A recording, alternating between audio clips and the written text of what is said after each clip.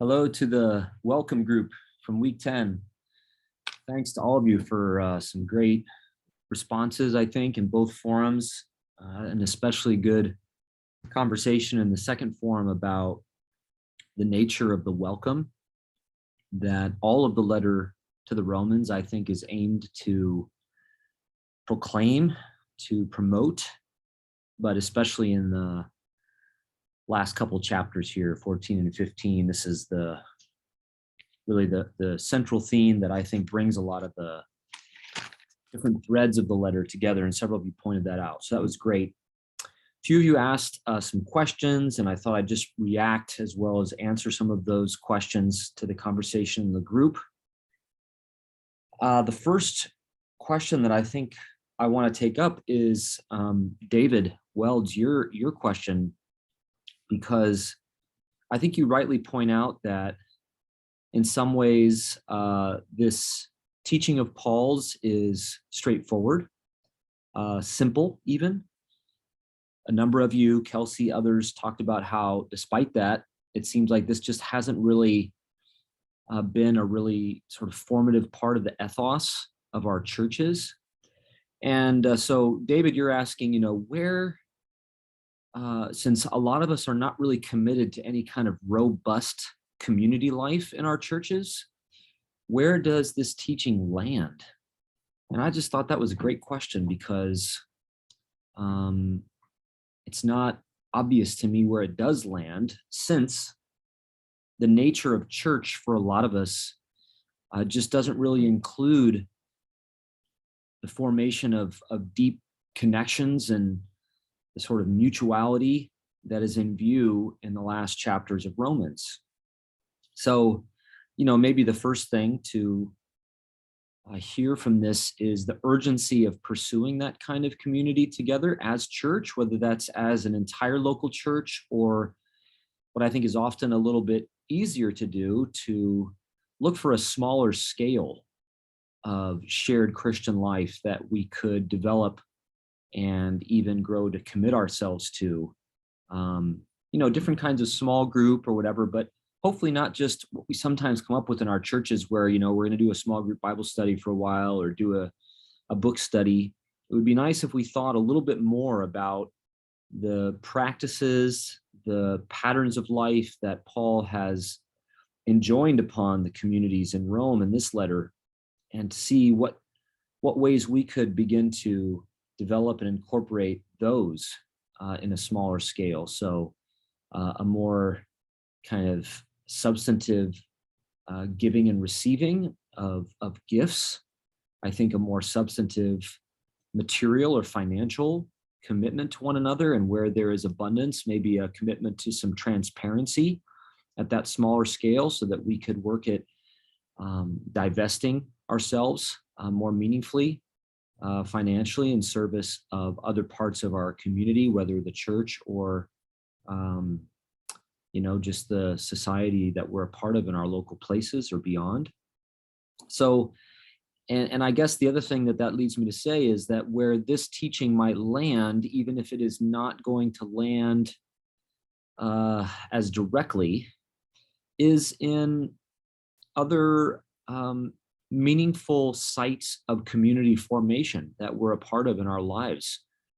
They're going to be not necessarily Christian for a lot of us, and that's going to make the way that we pursue what Paul teaches perhaps a little bit more complex, because it's not like we have a shared Christian commitment that we can talk about or draw upon in pursuing that community life with people that are not necessarily Christian. But I think in my own experience that those meaningful sites of community development still deserve an investment from us that reflects Paul's teaching. And this can be a way in which, as I think I said in the podcast, what we learn to do as church, even if we're not finding a church context in which to do it very well, is to spill over into the ways that we're doing community beyond church. And so I know you, David, and I, and others, we have children, and often our lives are really oriented around the needs and activities of our children. And I know for my wife and me, that's been an important side of community because we're mingling with all kinds of other families because of the shared activities of our children. And that has been a site that I think is actually possible for us to pursue some of the teaching of Paul on welcome, the kind of sensibilities that he is telling us as a witness to the gospel. That actually brings me to something that, Tim, you were talking about, I think, recognizing the ongoing importance of proclaiming the gospel, telling the story of Jesus, saying that Jesus is the risen Lord. And I think that is true. And one of the things that I think Paul is clarifying as we get to the end of the letter is the way that churches proclaim the meaning of those words by the way that we live. And so we're certainly called, I think, to be verbally explicit about the gospel in a whole variety of ways. But I also would say that the power of those words and even the meaning of those words, what it means for Jesus to be Lord, what it means for him to be risen from among the dead, depends in some measure on the way that people live under the name of Jesus. And the sort of hospitality that Paul is teaching, as he anticipated in Romans 11, is itself a testimony to the power of resurrection life, making itself felt where death and decay have left their mark. And if we think of the meaning of these terms of death and life as Paul has developed them across the letter, I think we can see how in the midst of our sort of complex inheritance, socially, personally, we are called and empowered to embody something together that actually looks to some extent like the dawning of resurrection life. And so that's something for us to continue to reflect on, I think, is how the way the church lives, especially the way we negotiate the rich differences that characterize our community and our community in relation to others and the social fabric that we're a part of, that way that we live is integral to the verbal proclamation of the gospel. It's going to have an effect on what our words about Jesus in fact mean. This also makes me think of some of what Priscilla, I think, was writing about, and this might verge into what a few others of you have said as well. But Priscilla, I think it's so good for us to hear from people in a context like yours, because you are negotiating various kinds of difference that are unfamiliar to a lot of the rest of us. I think those of us in North America, we're probably thinking immediately when it comes to a community of hospitality that is working against the tendency to judge in the wrong sort of way. We think immediately of our current political situation and partisan division and kind of polarizing effect of any number of national or even more regional and local political issues. And I think those are real sources of division, obviously. But you point out, I think, how there can be even more, what shall we say, threatening kinds of difference that this teaching of Paul's means to shape our way of responding to. Contexts like you describe where people's lives are being threatened, and hospitality involves hiding people to protect them and therefore running some enormous risks. And I hope that just for the whole group, this is a helpful point of reflection for us so that we don't cheapen what is at stake in Paul's teaching. And I tend to resonate with you, Priscilla, that waiting upon God's wrath, as Paul is teaching it, is not just sort of sitting back and hoping that the unjust are somehow confronted. I think the waiting here is an active waiting. It is certainly an active refusal to resort to certain kinds of opposition to governing authorities, violent opposition, we might say, but there's all kinds of active quality to the resistance that waiting upon God's wrath means. And I think some of that is what you talk about in terms of advocacy, care for especially those that might be in the crosshairs of the existing reigning authorities where we live. Stephen, you asked in this connection about, the extent to which Christians should participate in such reigning authorities institutionally. And I think that's a complicated question because, of course, when Paul is writing, there really isn't the kind of thing that we have today that we would refer to as a state or a government administration that has a large civilian service component and things like that. This structure of government that we have inherited is only about 300, a little bit more years old.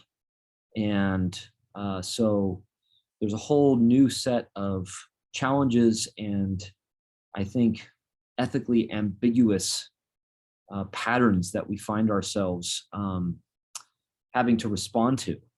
I guess I would say that clearly there needs to be a limit on what Christians will allow themselves to do as part of a governing authority. If we don't have some clear ideas in our mind about how far is too far, then I think that we will find ourselves sort of getting carried away, especially in our context where working for the government in almost any capacity is sometimes construed immediately as service and romanticized to some extent so that some of the injustice or violence that we might be involved in doing that is not faced, is marginalized, even if it is in fact a part of what people are doing. So I think there do need to be limits. But I guess I would also say that when you're talking about a government that is systemically as diffuse as those of modern nation states, and then the regional and local parts of those governments, then it's very difficult for any of us to avoid different measures of complicity in governmental action. And so I don't think we should pretend, you might say, to be able to be innocent of government. And I think we should recognize the probably compromised nature of almost anything that we're often doing in government. But as we discern what we're able to participate in good conscience in government structures, I hope that what we're doing is kind of along the lines of what I was saying to David earlier. We're looking for sites of social organization and power that we can bring what knowledge of God we have to bear on. And sometimes I think that's going to be a subversive presence in governmental institutions where we're actively engaged in trying to change what certain governmental institutions do rather than simply reiterating it as Christians. And then there will be other ways in which we're trying to encourage, say, a government to assume certain responsibilities that it has neglected so that it hasn't been a part of government and should be. And then perhaps also trying to abolish certain things that governments do as a matter of course, but that we should not support. So there's a whole range, a whole spectrum there, I think, of participation. And I do think there will be a variety of points at which Christians should simply refuse to participate. I tend to think about the military that way myself, because I don't think that Christians should be involved in killing. But of course, we're all often involved in one way or another in military structures, and how we're involved in those with tax dollars and all those sorts of things. The way that we're called, I think, to care for people who have been affected by working in the military in our churches and our communities, and not heaping the wrong kind of shame on them, even if we disagree about whether that's a proper context for Christian vocations. I just think that there's a lot of complex questions there, and I'd want to be really mindful of Paul's concern with hypocrisy and self-righteousness throughout this letter in making judgments about how we are or are not going to participate in government, and how we're going to communicate that to people who are participating in government in various ways that might be questionable. Several of you, I think, rightly emphasized just this virtue of solidarity that comes through in this last section. Amanda, you did. I thought that was a really helpful sort of emphasis of your post. And I do think that part of what we might do from this class is perhaps engage the leadership of our churches about some of these matters gently, so that we can be nourished by this teaching of Paul's. And, Kelsey, you talk about just the way our churches, I think, have tended to become very defensive about what is perceived as cultural encroachment or that sort of thing. And so we're not really trying to promote any welcome. We're building a fortress and trying to often conquer other parts of the culture that we regard as wayward or something. And we do need to tell a different story, I think, of Jesus, and to ask some hard questions about how we actually engage in a struggle against what we might regard as problematic cultural influence. I think defensiveness and insecurity and kind of obsession with our own purity and keeping the bad stuff out is just not really the way we see Jesus living, or the way Paul is teaching us to live.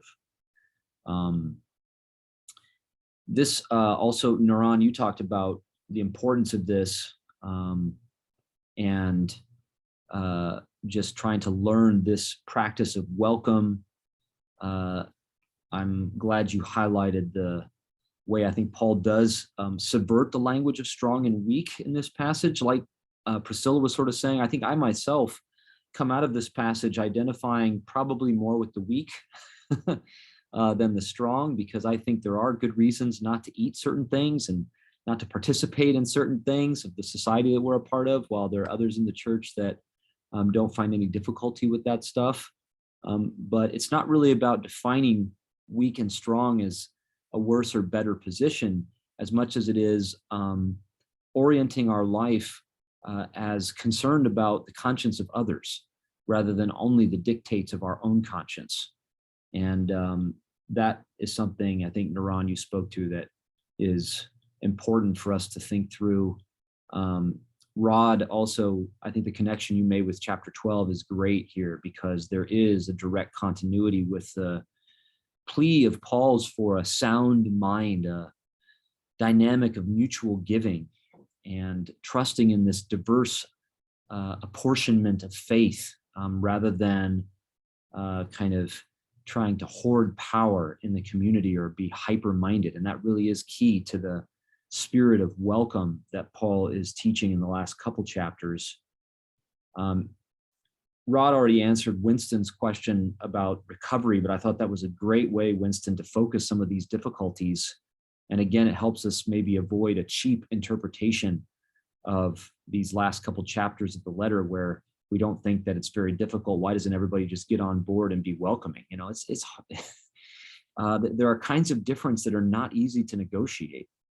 And when it comes to recovery ministry, relapse, that sort of stuff, there are all kinds of difficult issues that arise there. My own thoughts would probably echo some of what Rod has said, but I think one thing I'd really want to emphasize is how, and I do think that some recovery programs that I'm familiar with have tapped into this, but how recovery ministry does not or refuses that impulse to traffic in shaming one another. I think that's part of the reason recovery ministries have developed, is that other forms of Christian community have often proven too judgmental, impatient with people dealing with addiction. And shame does not give people power to overcome addiction. And so even when there are going to have to be measures of discipline taken, Rod talks about someone who perhaps comes to pose a danger to others in a recovery ministry community that would require a measure of exclusion. I can see situations, I've been a part of situations where that is, I think, the right step to take, but it is possible, I think, to take those steps without disowning a person or without shaming them. And every measure of exclusion that a community might take for the sake of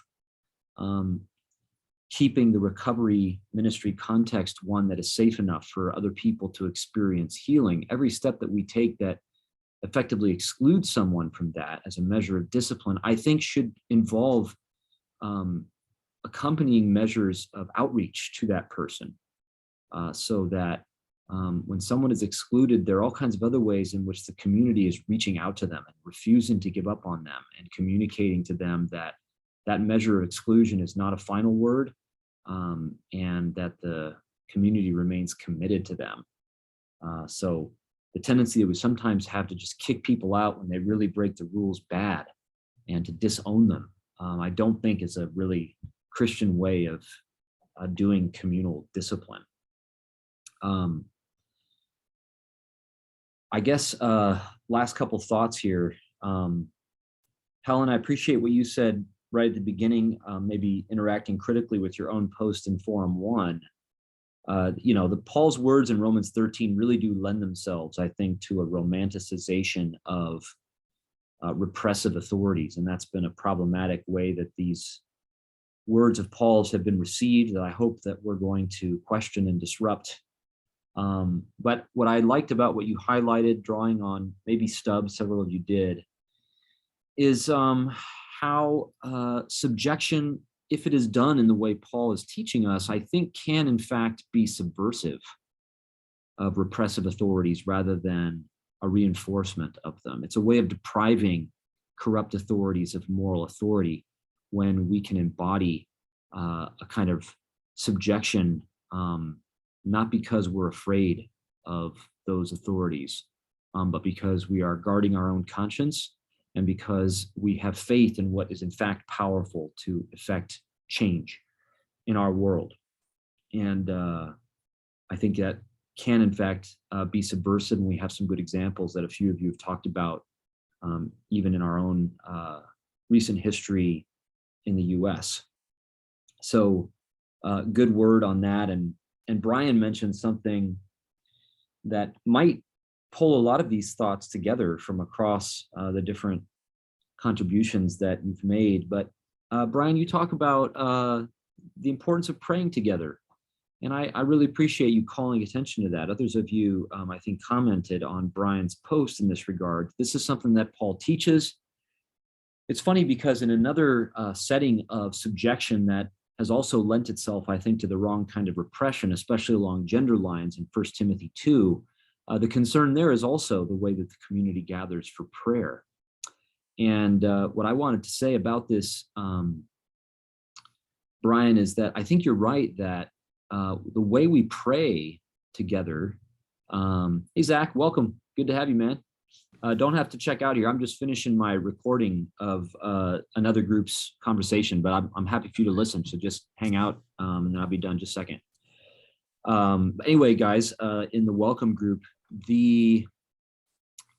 especially when prayer is something that we say together, rather than just taking turns and everybody praying spontaneously. I mean, I think that that's also important. But I think when we do prayer in a way that is perhaps a little bit more structured sometimes, where we're saying the same words together, where those words are time-honored words, well-studied words that we can then adopt as our own in prayer. I think that, Brian, you're right. That's really a crucial way to bring the community together, to unite our voices and our hearts. And often in the midst of communities plagued with divisiveness, which a lot of us have said our communities are, learning to come together with shared words of prayer, I think, is often a really good way to set the tone, or to work at setting the tone for a better sort of hospitality as a community. So often we've sort of individualized prayer a little bit too much, I think. And then, it's sort of every person for herself or himself. And I don't think that often has quite the same effect as corporate prayer, where we're saying words, the same words together. So thanks again to all of you for some really great contributions. And I hope that you found the pastoral teaching here in the last segment of Paul's letter to be encouraging for you and your vision for both church community, but as we've said, also other sites of community where Paul's teaching can, I think, land meaningfully. Hope that you've been encouraged to have some vision for that. So thanks again for your discussion. And this will probably be our last forum of quite this kind, because next week it's going to be a little shorter just to close up. But I appreciate how you all have sustained a good conversation across the whole term. Have a great week 11.